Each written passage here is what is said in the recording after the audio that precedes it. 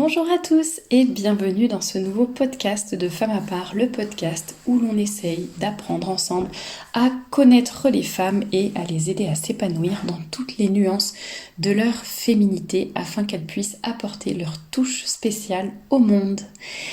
Vous le savez, nous sommes dans une série au mois de septembre qui s'intitule « Femmes, qui êtes-vous ?» Nous essayons de comprendre ce que sont les femmes, leur nature profonde et pour les aider à mieux se connaître tout simplement, et ainsi à mieux s'aimer, à mieux découvrir leurs talents aussi, leur personnalité, ce qui leur est vraiment propre et la façon dont elles peuvent chacune, à sa juste mesure et selon ses capacités, rayonner et apporter quelque chose de particulier au monde qui leur entoure, que ce soit dans leur foyer, au travail, entre amis, etc. Le but étant vraiment de comprendre qui nous sommes pour mieux rayonner et mieux nous épanouir également. Vendredi dernier, dans la première partie du podcast que je vous invite à écouter si ce n'est pas déjà fait, nous avons parlé, c'était une petite introduction, on va dire, au sujet. Comme vous le savez, je vais beaucoup m'appuyer sur le livre du père Joseph Bateman, Formation de la jeune fille. Et aujourd'hui, nous allons parler de l'âme de la femme. Alors, je ne vais pas rentrer dans les polémiques stériles, la femme a-t-elle une âme ou pas ? Ni même que, d'ailleurs, c'était pas vraiment un débat, je crois, mais bon, peu importe. En tout cas, ça n'est pas la question du jour. La question du jour, c'est plutôt de se demander comment avoir une grande âme. Une âme qui n'est pas tiède. Une âme qui n'est pas en train de se laisser couler, de se laisser enfoncer par le monde qui l'entoure. Je pense que vous l'aurez peut-être vous aussi constaté qu'à l'heure actuelle, déjà, il y a peu de gens qui pensent à leur âme, peu de personnes aussi qui pensent à ce qu'il y a après la mort, beaucoup de personnes pour qui, quand on meurt, la vie s'arrête, il n'y a plus rien dans l'au-delà, et donc ce qui compte, c'est notre petite vie sur Terre, notre petit confort, et ces personnes-là ne vont pas voir au-delà de cela. C'est presque un tabou d'ailleurs de parler de la mort, de parler de l'âme, etc. Et moi je trouve que quand on est croyant et quand on est intelligent aussi, et que l'on met ces choses-là en perspective et qu'on se dit qu'on a une âme immortelle, alors certes notre âme est dans une enveloppe corporelle qui elle va vieillir, va s'abîmer, peut tomber malade, etc. et va finir par mourir et par tomber en poussière, jusqu'à la résurrection des corps bien sûr, mais en tout cas ça met un petit peu les choses en perspective de se dire j'ai une âme qui est immortelle, qui a été créée directement par Dieu, c'est quand même pas rien, à son image, à sa propre image, je vous laisse relire la Genèse si nécessaire, et on se dit que c'est... juste méditer quelques secondes là-dessus, ou quelques minutes, mettez pause, pensez à cela, et de se dire que en fait... Mon être, mon âme, ce que je suis, mais ça a été voulu par le bon Dieu. J'ai été créée par le bon Dieu qui a pensé à moi de toute éternité, qui a compté tous les cheveux qui sont sur ma tête. Bon, ça c'est plus physique, mais c'est une image pour nous montrer combien le bon Dieu pense à nous et prend soin de nous.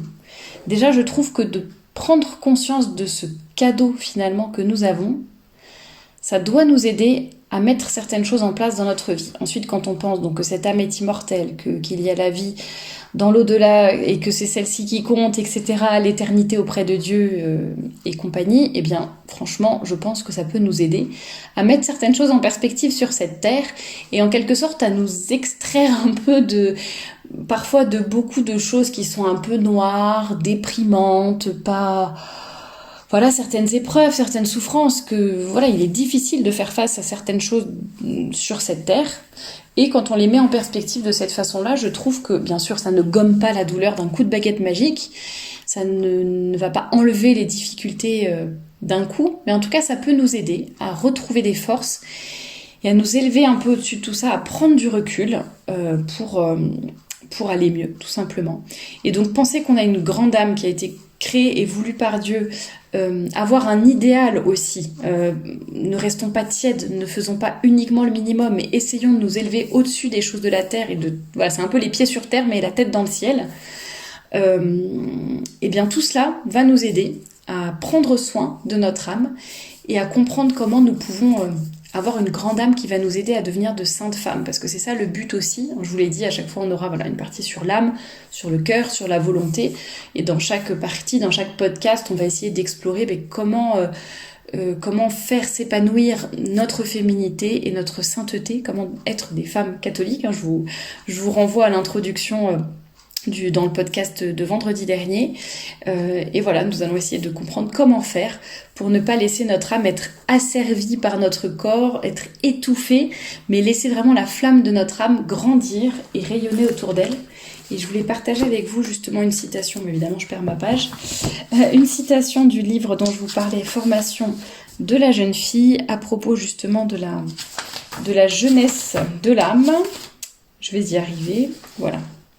Et puis, l'âme ne vieillit pas.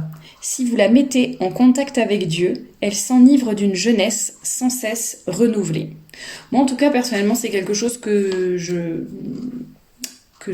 constate dans ma propre vie, quand il y a des épreuves, des choses difficiles, que ce soit physiques ou morales, etc., ou spirituelles, eh bien le fait justement de savoir mettre les choses en perspective, de repenser au bon Dieu, d'essayer de s'élever justement de ces épreuves qui vont nous paraître tellement étouffantes, tellement difficiles à vivre, et tellement injuste parfois, et on a du mal à comprendre le pourquoi du comment, et en fait juste de se dire, attends, il y a Dieu de toute éternité qui a prévu ça. Bon, maintenant ça veut pas dire qu'il faut ne rien faire et rester les bras croisés, attendre que ça se passe, mais voilà, ça peut nous aider en tout cas à prendre du recul, prendre de la hauteur, et essayer d'accomplir de grandes choses, et puis sans parler des épreuves ni des souffrances, mais juste de se dire, en fait j'ai pas envie d'être une femme tiède, j'ai envie de pouvoir faire des choses. Encore une fois, c'est ce qui m'a poussée moi personnellement à créer Femme à part, c'est que je me disais, je l'ai déjà souvent raconté en conférence cette histoire, mais je me disais, métro, boulot, dodo, c'est déjà bien. Je veux dire, voilà, je fais mes devoirs spirituels, je fais mon devoir d'État, j'essaie de travailler du mieux que je peux, d'aider les autres, d'être gentille avec mes collègues. Enfin voilà, je me disais, on peut pas dire que je sois mauvaise au quotidien, mais je me disais, si j'arrive au ciel et que le bon Dieu me demande, mais qu'est-ce que t'as fait sur terre, et que je lui réponds, métro, dodo, boulot, je l'ai bien fait, mais juste métro, boulot, dodo, je ne suis pas sûre que ça suffise. Et voilà, je cherchais justement cette petite flamme, cette chose qui allait faire que j'allais pouvoir faire grandir mon âme, vraiment me donner, m'épanouir et être 100% moi-même, et faire s'épanouir justement ma féminité, mes talents, etc. Bon, voilà, ça aboutit à Femme à part, mais tout ça pour vous dire, chacune a son histoire et a son cheminement. On le fait pas toutes au même âge, ni quoi que ce soit, mais il n'est jamais trop tard. Et je trouve que de penser à tout cela, ça nous aide justement à prendre soin de notre âme et à nous épanouir, tout simplement. Plutôt que d'être dans la tiédeur, le minimum vital et syndical, essayons de nous élever au-dessus de tout ça. Alors pour nous élever au-dessus de tout ça, la première chose qui est mentionnée par le père Bateman justement dans son livre, c'est l'idéal. Il faut que l'on ait un idéal. Il dit que c'est vraiment l'idéal, c'est la flamme de notre pensée qui va briller et éclairer toute notre vie. C'est un peu comme un phare lumineux qui va nous guider. C'est aussi une force, c'est un peu une passion qui va faire que notre âme va pouvoir aussi avancer et faire beaucoup de choses. C'est comme un soleil qui illumine et réchauffe toute notre vie, qui fait voir clair et beau dans l'existence, et qui la transforme. Et ça, c'est tout à fait vrai, c'est-à-dire que quand on a un idéal, un but, un objectif qui nous surpasse en quelque sorte, justement, même quand on a des périodes un peu plus difficiles, ça va nous aider à remettre les choses en perspective, ça va nous aider à avancer, ça va nous aider à tenir le coup. Et donc évidemment, ça ne veut pas dire qu'on n'a pas le droit de temps en temps d'être déprimé, de pleurer, de ne pas trop savoir où on en est, etc. C'est pas ce que je dis. Mais en tout cas, toujours avoir cet idéal auquel on peut se raccrocher, je trouve que ça aide beaucoup dans le quotidien. Et puis cet idéal, ça peut être plusieurs choses. Je veux dire, il y a l'idéal, en tout cas pour moi, d'aller au ciel, de retrouver le bon Dieu, d'être une grande sainte, etc. Il peut y avoir un idéal un peu plus, le niveau d'en dessous, je sais pas, laisser ma trace dans ce monde, essayer de faire du bien ici-bas, Et voilà, chacune peut avoir un ou plusieurs idéaux, mais en tout cas, ça doit nous guider dans notre vie. Et enfin, il dit que l'idéal est un appât dont Dieu se sert pour attirer à lui. Et moi, je trouve que c'est vrai dans le sens où... De toute façon, je trouve que tout est vrai dans ce livre. Mais concrètement, je trouve que justement, quand on a un idéal dans notre vie et qu'on essaye vraiment de trouver quels sont nos talents et de les faire fructifier, on va être vraiment dans la vérité. Et je trouve qu'en fait, rien que ça rapproche du bon Dieu, parce que c'est le bon Dieu qui nous a donné ses talents, ses capacités. On essaye de les utiliser à bon escient pour faire le bien et donc pour rapprocher les gens de lui, pour nous rapprocher nous-mêmes de lui. Donc forcément, je trouve que c'est une belle image de dire que c'est un appât dont Dieu se sert pour attirer à lui. Donc il vous faut un idéal, je pense que là, il y a pas, je n'ai pas besoin de le répéter, mais pour moi, c'est vraiment ce qui va nous aider à traverser notre vie qui serait tellement difficile à supporter autrement, je trouve personnellement, sans avoir forcément des tonnes de souffrances et d'épreuves. Mais moi j'ai toujours dit, les gens qui n'ont pas la foi par exemple, je comprends pas comment ils peuvent, ne serait-ce que les petites misères, les petites épreuves, les petites difficultés du quotidien. Moi je me dis, mais si j'avais pas la chance d'avoir la foi, je sais pas comment je supporterais tout ça. Je trouve que la vie n'aurait aucun sens en fait. Donc avoir cet idéal, ça va vraiment nous aider. Effectivement, c'est quelque chose qui manque beaucoup dans la génération actuelle. Et les gens essayent de trouver un sens dans d'autres choses. Ça va être trouver du sens en eux-mêmes, donc avec un égocentrisme, un égoïsme complètement exacerbé et déplacé. Ça peut être aussi dans certaines choses un peu pseudo-spirituelles, type magie, etc., dans des pseudo-religions, ou alors ça va être des idéaux, mais en fait qui seront pas des idéaux, qui seront des idoles, vous voyez, des chanteurs, des acteurs, etc. Ça peut être l'argent, ça peut être les voyages, plein de choses, mais je vais pas dire des mauvais idéaux, mais c'est des pseudo-idéaux, quoi, c'est des remplaçants, on va dire, qui ne sont pas forcément très utiles. Alors les qualités de votre idéal, que votre idéal soit beau, grand et sublime, parce que c'est ça aussi qui va dilater notre âme et la transporter bien haut. Que votre idéal soit vrai, donc là c'est bien précisé, selon votre condition, vos forces et votre tempérament. Ça je le répète sans cesse, on a chacune reçu quelque chose de différent, n'essayons pas de copier notre voisine, notre collègue, n'essayons pas de faire comme nos parents ou je ne sais quoi, tant mieux, on peut aussi s'inspirer des gens qui nous entourent, mais en tout cas chacune a reçu des dons et des talents particuliers, à chacune de les trouver et de les mettre en œuvre. Et c'est seulement en ayant un idéal qui est vrai et qui vous correspond que vous pourrez vraiment à la fois faire le bien et en même temps vous épanouir. C'est comme quand on dit trouve un travail qui soit une passion et tu n'auras plus à travailler un seul jour de ta vie. Bon, bien sûr, c'est quand même du travail, mais c'est sûr, c'est beaucoup plus facile d'être des heures à travailler sur un projet qui vous anime, qui vous correspond, qui fait que vous pouvez vraiment vous épanouir dedans. Ce sont vos talents que vous pouvez mettre au service de votre entreprise, etc. Mais c'est beaucoup plus facile que si vous traînez les pieds pour aller faire un boulot alimentaire, quoi. Ça, c'est certain. Donc, que votre idéal soit beau, qu'il soit vrai, et enfin qu'il soit clair, brillant, lumineux. Rien de flou ni de vague. Concrétisez-le si vous le pouvez dans quelques mots, dans une formule ou dans une devise. Voilà, donc ça c'est très important aussi, de ne pas prendre des résolutions en l'air, mais de savoir vraiment concrétiser les choses et d'être assez claire et précise finalement. Je vous ai raconté par rapport à Femme à part dans le premier podcast de la série, vendredi dernier, mais voilà, j'avais un petit peu plein de petits talents, mais un petit peu flous et pas forcément très utiles, où je ne savais pas comment le faire. Mais voilà, j'ai concrétisé ça dans un projet où tout rentrait dedans et tout était assez clair et précis. Et puis après, un idéal, ça peut aussi se peaufiner,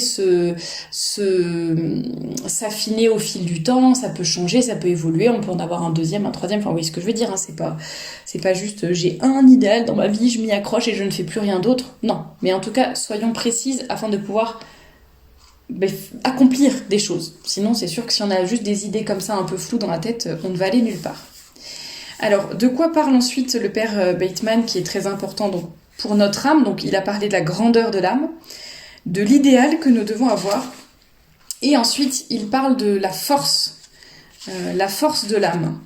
Et il cite notamment les Écritures dans une parole qui a été dite à Judith: tu es l'honneur de notre peuple parce que tu as agi virilement et que ton cœur a été plein de vaillance, sachant qu'il s'adresse à une femme et il la félicite d'avoir agi virilement. Et en fait, effectivement, c'est ce que nous devons faire en tant que femmes, c'est avoir de la force, du courage dans les épreuves, c'est aussi le calme dans les dangers, la patience dans les douleurs. Je vous laisserai écouter. Le courage dans les épreuves, le calme dans les dangers, la patience dans la douleur. Pourquoi je vous le répète et pourquoi je vous encourage à le méditer ou à le noter quelque part?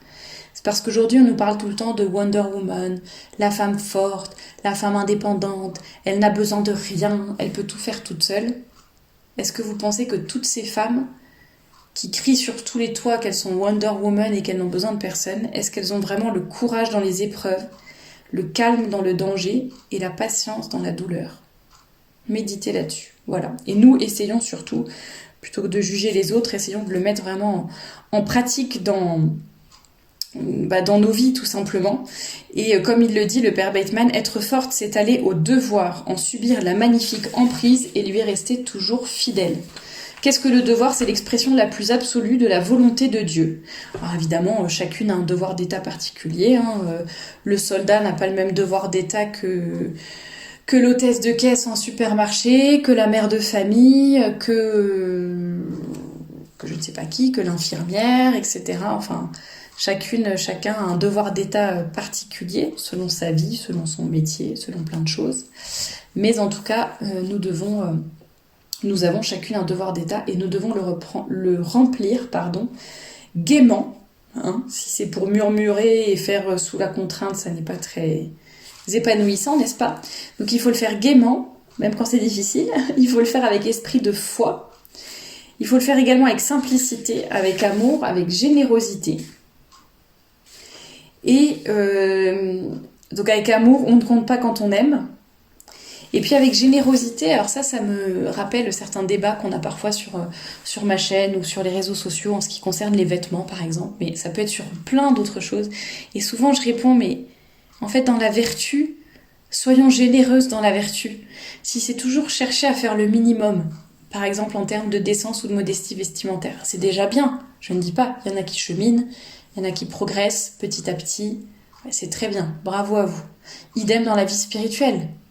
Vous efforcez, par exemple, vous venez de vous convertir, c'est très difficile, vous vous efforcez déjà de faire le minimum. C'est difficile pour vous, mais allez, prière du matin, prière du soir, aller à la messe le dimanche, c'est déjà difficile. Très bien, bravo à vous déjà de réussir à faire ça. Par contre, il ne faut pas que ça soit votre idéal. Votre idéal, c'est pas de faire le minimum.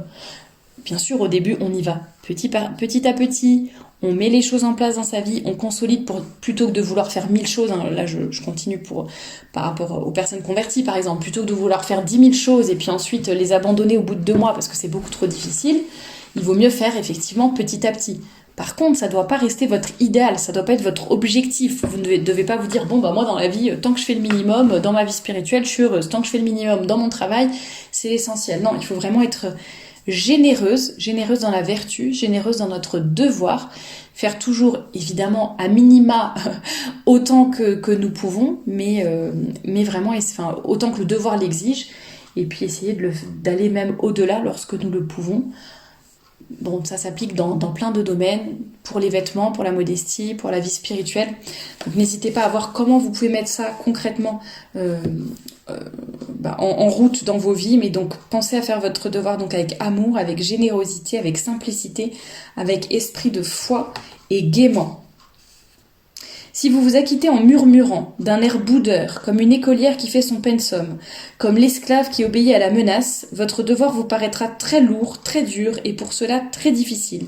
Tandis qu'en le remplissant avec joie, avec entrain, à plein cœur de toute votre âme, il vous sera léger et ses difficultés s'aplaniront. Le devoir, dit un auteur, n'a pas nécessairement une figure maussade.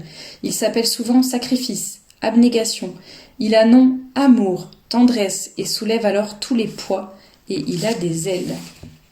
Voilà ce que je peux vous dire sur le devoir. Et enfin, il y a une petite partie dans ce chapitre par rapport à l'âme, et c'est par ça que je conclurai, sur la conscience. Qu'est-ce que notre conscience? Donc c'est l'œil de Dieu dans l'âme de l'homme, c'est l'écho de la voix de Dieu qui nous parle par notre raison. C'est un témoin à qui rien n'échappe, qui voit tout, qui entend tout, qui scrute tout et qui se souvient. C'est un juge que l'on ne peut corrompre, qui reste spectateur de nos actes pour les enregistrer et les porter un jour au tribunal de Dieu. Enfin, c'est un exécuteur de justice auquel on ne peut pas échapper. Donc ce qui est rappelé dans cette fin de chapitre, c'est notamment donc, par rapport à notre conscience. Soit fais ça parce que c'est bien, soit ne fais pas cela parce que c'est mal, soit fais ce que tu voudras parce qu'effectivement parfois il y a des choses Donc voilà, ce sont des choses neutres et on peut choisir. Et il parle notamment, l'auteur, des 3 châtiments divins, un peu les instincts qui vont nous troubler, nous faire comprendre, faire troubler notre conscience justement pour nous faire comprendre que nous sommes en tort, qu'il y a des choses à changer, à rectifier dans notre âme. Il parle du trouble, le malaise qui accompagne la faute, qui fait que l'on craint, que l'on a peur. Le remords, c'est l'œil implacable qui se poursuivait Caïn jusque dans la tombe. Ce qui est plus terrible encore, c'est le silence. Le silence de Dieu, etc. Bon, il parle de ça et il explique effectivement qu'il faut évidemment essayer de former sa conscience pour avoir des idées fortes, des idées claires, des convictions qui vont faire qu'ensuite notre conscience va être davantage droite. Donc d'où l'importance de se former, d'où l'importance de ne pas se laisser contaminer par l'esprit du monde non plus, de faire attention à s'adresser à des prêtres qui soient vraiment catholiques, faisons attention aux personnes qui vont nous conseiller, au-delà des prêtres, mais les personnes auprès de qui nous prenons conseil, est-ce que ce sont des personnes qui sont suffisamment droites et formées pour aider notre conscience justement? Nos amis sont-elles vraiment là pour nous élever, ou est-ce que ce sont juste des personnes qui nous confortent toujours dans ce que nous disons, dans ce que nous faisons? Oui, nous sommes bien, nous sommes parfaites, tout va bien, il n'y a rien à changer. Voilà. Et donc il faut la former, cette conscience, il faut l'instruire et évidemment apprendre à la suivre aussi, si tant est qu'elle est droite. Et pour conclure ce chapitre et ce podcast sur l'âme de la femme, qui j'espère vous aura donné des pistes pour vous améliorer, pour progresser, pour mettre en place concrètement des choses dans votre vie, pour avoir une grande âme, pour avoir un idéal, pour tendre à la sainteté, parce que c'est Léon Bloy, je crois, qui disait « Plus une femme est femme, plus elle est sainte ». Le contraire, plus une femme est sainte, plus elle est femme. Bon bref, tout ça pour dire que je pense que notre sainteté est corrélée à notre féminité, à la vérité, au fait de faire s'épanouir nos talents. Donc il faut vraiment essayer de faire grandir notre âme, de la faire grandir en sainteté, d'avoir une bonne conscience droite qui va bien nous guider, d'avoir un sens aigu de notre devoir, de trouver un idéal qui nous éclaire. Et dernière petite phrase pour la route à méditer. Ô jeunes chrétiennes, ayez toujours au ciel de votre âme les splendides clartés de cette aurore. Marchez constamment à la bienfaisante lumière que la conscience projettera sur votre route en vous montrant votre devoir. Et bien voilà pour ce que je voulais vous dire aujourd'hui sur l'âme de la femme, et je vous dis à vendredi prochain pour la deuxième partie du podcast sur le cœur de la femme. À bientôt!